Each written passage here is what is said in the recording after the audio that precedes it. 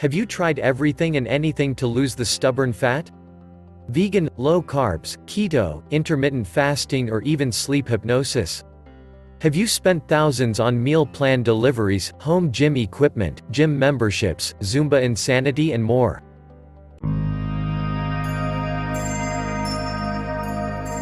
It is that they are good, it's not that they did not work. They do work for a while, but like so many people, they could not stick to any of them.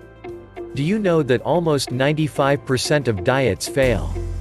They work for a while, but the fat comes back. You'll likely to lose weight in the short term, but your chance of keeping it off for 5 years or more is about the same as your chance of surviving metastatic lung cancer, 5%. Dietitians, nutritionists, and medical professionals even don't agree on the right path to freedom from obesity. A not-so-obvious way of telling the world that they do not really know how to treat obesity. We have to realize that there are 3 big lies about weight loss. Number 1 lie: dieting helps you lose weight. This is a lie because when we restrict our bodies to eat certain food groups, our natural body switch to starving mode, holding on to that fat to be used as reserved source of energy. Number 2 lie: exercise helps you lose weight. This is a lie because when we exercise, inflammation occurs in the body, and the inflammation increases our body's production of the stress hormone called cortisol, and cortisol, just like the starvation mode from dieting, makes our body to hold on to the fat. Number 3 lie: slow metabolism causes weight gain. Believe it or not, overweight people actually have a higher metabolism than those with a healthy weight, and this increases as more weight is added. More muscles is needed to support a huge body. More muscles equals higher metabolic rate. So, you are now wondering, what is the real cause of weight gain? The Endocrine Society, an authority on hormone science, says lifestyle factors such as diet and activity levels have long been considered leading contributors to developing obesity. Adding to this problem is an increasing amount of scientific evidence suggesting that endocrine-disrupting chemicals, EDCs, may also play a role. Obesogens are chemicals that can enter the body and disrupt normal lipid metabolism, which can lead to obesity. When somebody says they have a good or slow metabolism, they're talking about their endocrine system and the hormones they produce. When your body needs nutrition, hormones spur the metabolic responses, like hunger, that prompt you to seek food. When obesogens block connections between hormones and their receptors, they reprogram the parts of the endocrine system that govern metabolism, energy balance, and appetite. Obesogens change the sensitivity to glucose, sugar, and the metabolism of lipids, fatty acids. All of this predisposes a person to gain weight. If you thought that your lack of exercise caused your weight gain, if you thought that you didn't diet enough, or you have a slow metabolism, think again. The main hormones that control weight gain and weight loss are cortisol, insulin, leptin, estrogen, and thyroid hormones. But let us just talk about the hormone leptin, considered the natural hunger suppressant. It controls our hunger. It tells us when we are full and satisfied. The problems arise when something called leptin resistance happens. It happens when our body's resisting 15 signals.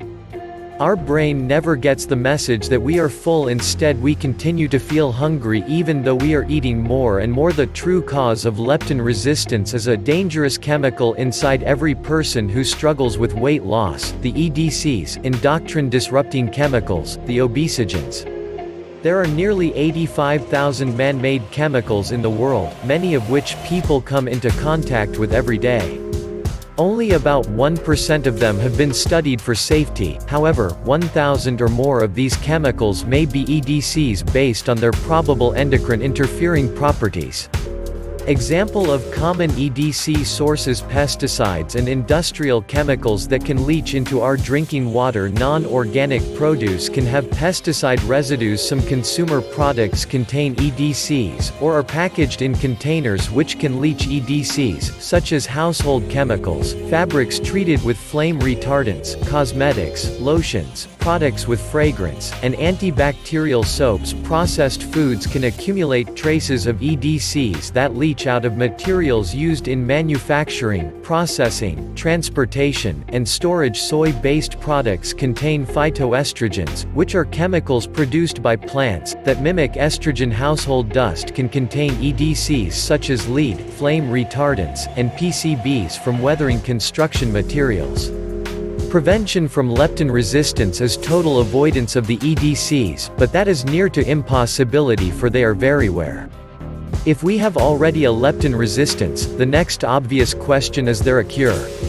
Because we know that curing leptin resistance is curing obesity. Aside from not microwaving food contained in plastics, and among others, a certain cure has been making waves now. A certain Morgan Hurst, a firefighter, and has an obese wife, stumbled in 1996 a certain concoction of herbs in a remote island in Malaysia that effectively curbs binge eating and stopping food cravings as attested by the locals.